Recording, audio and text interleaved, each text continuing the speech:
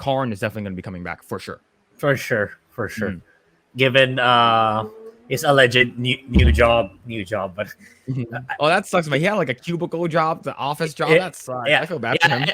It's even funny. It's like Karn was like being so honest with the interviewers, like, this is what happened, the interviewer's like, okay, we'll omit some of the details out, then okay, go to your cubicle. It's showing how much the system is so rigged, which I kind of like. Yeah, it's pretty good.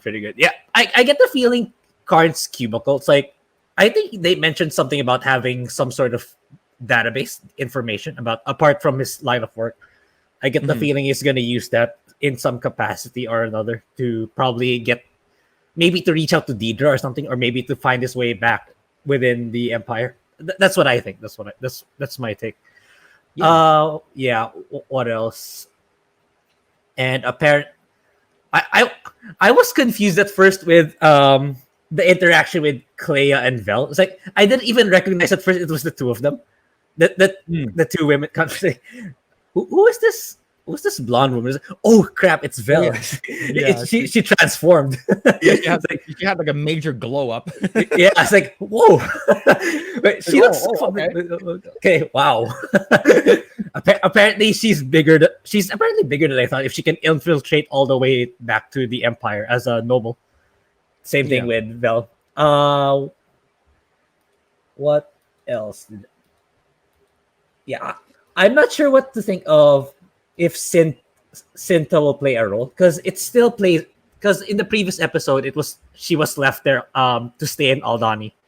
Yeah. But right as of this episode, she was still, you still see her in Aldhani. She's seeing the large, I forgot the name of the model of the ship, the large ship that lands in Aldhani. So I think the Empire is doubling down on security for the planet. So I'm not sure what her role is, but she'll probably try to do more. I don't know how that's gonna end up though, since she's on her own already, and everyone else already left, or they already died. She could be like the rebel envoy that sort of like stays in that planet to make sure that everything's okay. So I'm just assuming, right? So you have like maybe like a rebel spy that stays on like a specific planet that's occupied by the Empire to make sure that, hey, something's happening. Just letting you know that they're sending ships out. So maybe she can relay it to the rest of the Alliance. Yeah, that's what I think so too. I do. I'm gonna jump ahead a little bit, but yeah, sure. Was it just me, or like when Cassian like escapes to like his like on a tropical planet island, when that music started playing, you're like, what is this? Was it just me? I'm like, it was so out of place. Yeah, it's and also like he couldn't have been more suspicious in moving about, even though he already knows that it's so filled with tension already. Everything. He was warned by Bix. He was warned by Morva. It's like, oh no. Then he gets caught. Yeah, like act like you belong. Why are you always looking over your shoulder? Especially if there's the Empire is already like in high alert in terms of like what's happening. Someone in chat says, admittedly, I feel for Karn. Yeah, Karn, I do feel I do feel bad for him. It's especially when he's at like you see him his day to day, like he's at his mother's house, and like his mom is like literally saying, like without saying it, like you're a disappointment, you're a disgrace. Yeah, and and you just see him eating cereal. Like he's not even getting like an actual nutritious breakfast. He's eating cereal is because that's all the mom just thinks of him as a little kid. Right. Yeah. So he's like, here's your cereal. Here's your blue milk. Just you should have listened to me. You're a disappointment. I'm glad you're alive, but man. He'll make his comeback either later on or I get the feeling towards the end of the season. That's the latest. The latest he'll make a comeback. Yeah, I hope so. I like his character development a lot. Yeah, and also I get the feeling Bix will be joining Cassian. That's my take. Like, before Cassian tries to leave the planet, like Bix is gonna catch up with him. I want to join too. Like, I mean, it's because of Tim, her boyfriend, that caused all of this. But I mean, I mean, he didn't deserve to get killed either way. So I get the feeling Bix is gonna join Cassian in his fight. I mean, it can't be. I think she's too big of a character for just sticking around to the planet. Yeah. What's it called again? I do also like Mon Mothra's like interaction with like the whole like party at her house, right? Yeah, with her yeah, friend. yeah, all like and of course like you have her talking to God, what's his name again? Earlier at the museum, like she was like Luthen. yeah, Luthen, yeah, like literally talking to him and like trying to like pretend like she's there to like look at like I don't know like priceless Yeah. artifacts, right? And then she was like dude, look what like you were behind us, weren't you? It's like I thought we are supposed to do this. And well, he's like, well, it's too late now, you know. Like the ball's already rolling. I can't do anything. It's like this is gonna make like it's gonna be high alert now everywhere. Like everyone's gonna be checked. Like leave no stone unturned. Like that kind of shit. And I like that. I like the interaction. He was like, well, you know, this is, you know, there's gonna be shit's gonna happen. You know, like we like people are going to die. You know, and sort of like when you have earlier with those two females on the exchanging, say yeah, the Caucasian, you know, so it's like we got to make sure that like no loose ends like are left to do whatever they want. And then now you go back to her sort of like her party at her house, and like she's basically putting up a front like saying all these things. And then the person that she talks to, I forgot his name already. It's funny is because you think that like she's asking him, it's like, hey, you know, like I'm gonna tell you, I'm like we know each other for a long time. I'm gonna tell you what I'm actually up to without fully telling you what I'm up to. Yeah, exactly. And if he's like, well, actually, I'm not, you know, I'm not sure, you know, I'm sure if you want to tell me. Yeah, our politics might not align in some, and then and it just so happens that they do, because he's assuming that since she's a senator. She's a senator, yes. So like she's like 100%, but it's not. So I want to see where, what he can supply to like what Mon Mothra is going to be doing moving forward. Yeah. So, well, the first step I think is to give her access to her large funds, which apparently is being audited or being checked by the Empire.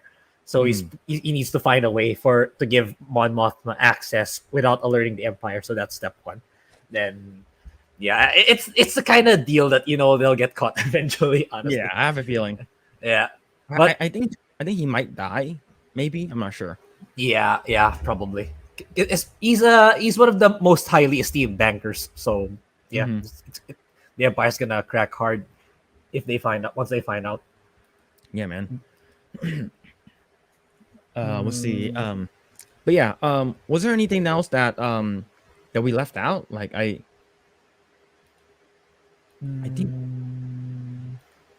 think that's mostly it. Yeah, apart from Cassian, I suppose getting unjustly incarcerated. That's 6 months. No, you get 6 years. 6 years, yeah. That's it. But it's just symbolic of how oppressive the Empire has become. I think it's just a stepping stone of bringing him to where he needs to be. That's how I see. Because he's obviously gonna escape for sure. Yeah. But with that, you know, like to be honest with you, I originally like was not looking forward to anything that like Disney Star Wars was gonna create or let out. Like The Mandalorian was pretty interesting. I watched the first couple of seasons. I didn't watch what's it called again? I didn't watch Obi-Wan or anything like that, Kenobi. I didn't watch like Book of Boba Fett or anything, but those two are really interesting. And I feel like this one, even though the other episodes shows were more hyped up, there was more, you know, Jon Favreau was behind it, and you got Baby Yoda. It was more like, oh, I'm going there for excitement. You know, I'm not really going in there for the story. I'm going in there for the member berries. I'm going in there, you know, seeing anything that's related to the original trilogy. But for this one, like the cast is able to, and the writing is able to carry itself. It feels like in terms of story and character development, I like this one a lot more. Yeah, and I feel like there's actually more like intrigue with the characters, especially Marva, right? Like I really, really like her. But the crappy thing is nobody's watching it. Right? So nobody's watching this thing. So I'm gonna go I've ahead and pull up a you an have article. the graph. Yeah. So I'm gonna pull up I'm gonna pull up the article first, and then I'll pull up the Nielsen's show. So this is from Bounding in the Comics. Disney Star Wars declared a dead brand after Andor premiere ratings revealed by Nielsen. So the Nielsen is a thing that back in the day we used to actually send out Nielsen boxes to people's houses. So it sort of tracks what they watch, and that's how people get ratings, right? Well, sort of like ratings show that this show is doing really, really well. So this is back in the day. So I think right now it's all tracked via online data. So so I believe like Andor is not even on like top 10, like overall. So YouTuber Valiant Renegade declared Disney Star Wars as a dead brand following the release of the premiere ratings for their latest Star Wars series Andor. Nielsen released their ratings for the week of September 19th to 25th, and Netflix took the top 2 spots with the newly released Dahmer series ranking in 3.658 billion minutes, which is a lot, and then followed by Cobra Kai with 1.1 billion. Andor does not even show up at the top Nielsen's ratings overall. So as you can tell over here, I'll actually go ahead and bring up the actual Nielsen's rating if you want, so you can see a clearer view. In order to find Andor, one has to look at the Nielsen's original ratings, the series, which debuted in 3 episodes when it was released in September 21st, clocking in at 624 million minutes. That was a good for only 6, and the originals charts behind Dahmer, Cobra Kai, and Lord of the Rings: The Rings of Power. Fate, Winx Saga. Is it Fate? Is that an anime? I'm assuming. I'm not sure either. Yeah, it sounds like an anime. And El Rey, Vicente, and Fernandez.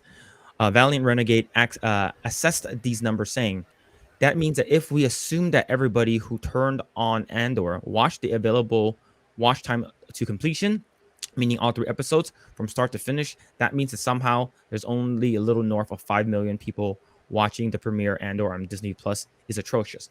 The crappy thing is that this is good. Like the show is good. Like I'm actually very, very invested, and I haven't watched anything.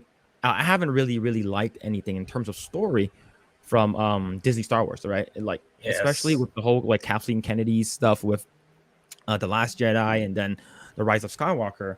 It's not good. And then I think Mandalorian is entertaining, but in terms of story writing, I don't think it's as good as Andor. I think Andor is way better. He continued, that is less than half of that of the Rings of Power. That is about a third of that of the House of the Dragon, and that's just over the first night for those 2 shows. Later, he says that a lot of people who watched the premiere of Andor said that the first couple of episodes were very boring and didn't start to really pick up until the 3rd. And even the 4th episode wasn't even out this week. Yeah, so it's sort of like what we agreed with, right? The first 2 episodes is like build up, 3rd episode's payoff, and then they follow that cycle. So I think that's the reason why a lot of people thought that Andor was sort of boring and sort of slow, right?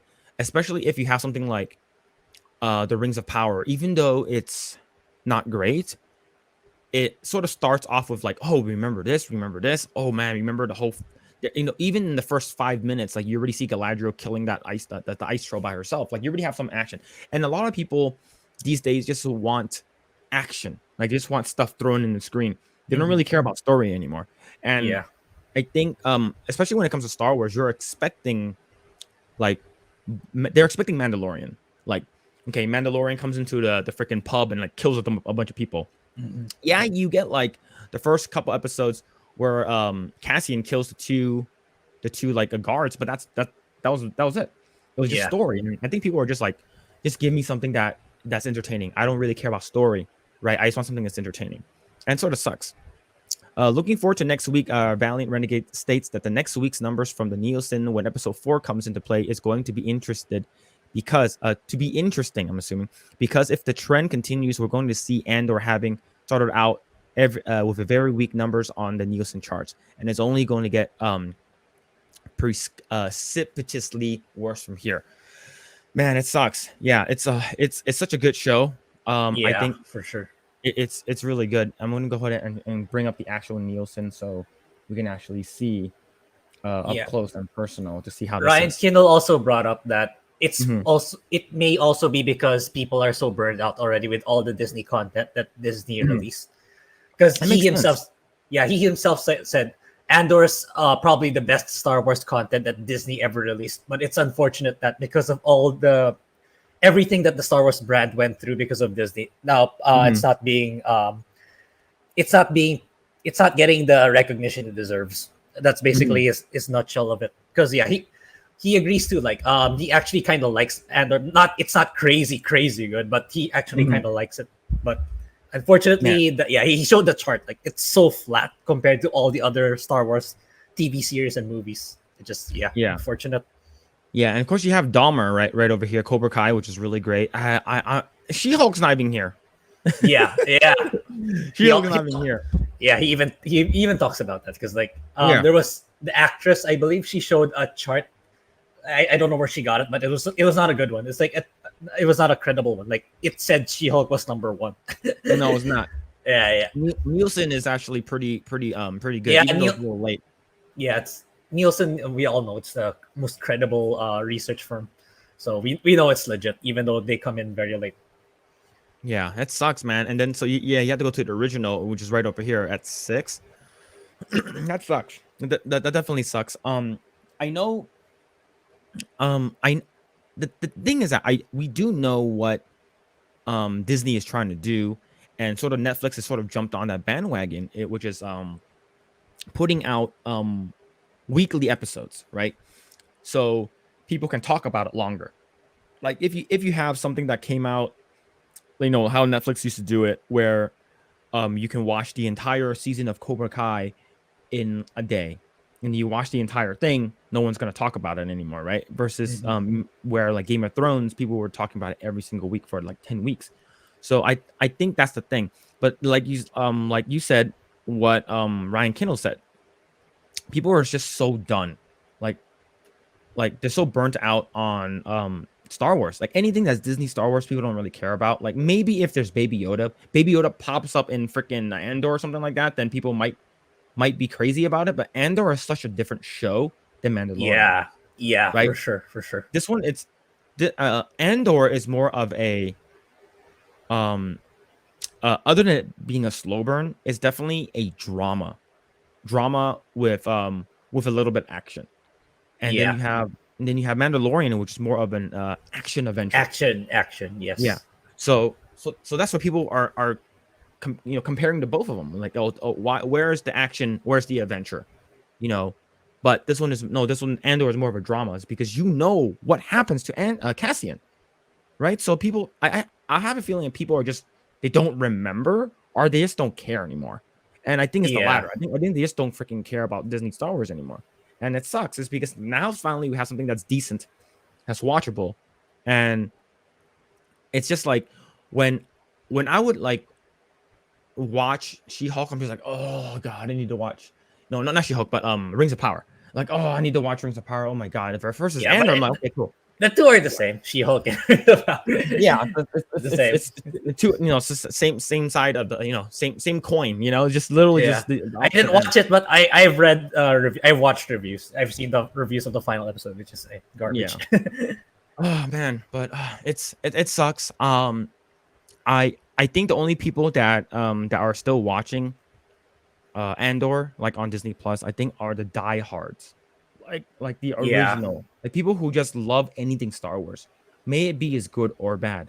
Is because I have friends who are like that who um who just love Star Wars no matter what, even though it's trash, even though it's good. The fact that they're getting anything Star Wars, and I have a feeling that's how people feel about the Rings of Power.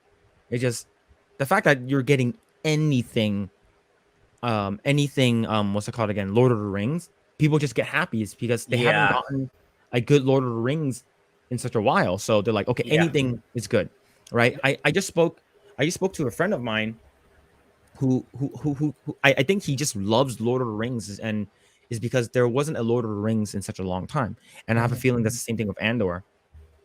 I don't know. Do, Yeah, do you feel the same? I don't know. yeah, yeah, I yeah. I'm feel like gonna bring up Star Ocean again because I Star Ocean's, it's definitely not a Final Fantasy. It's like, it's more of your B tier JRPG for Square Enix. It's like, so you hardly get one. It's like you only get one per generation if you're lucky.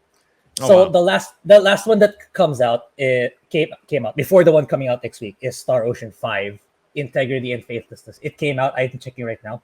It came out on March 31, 2016. But it's trash. Absolute garbage.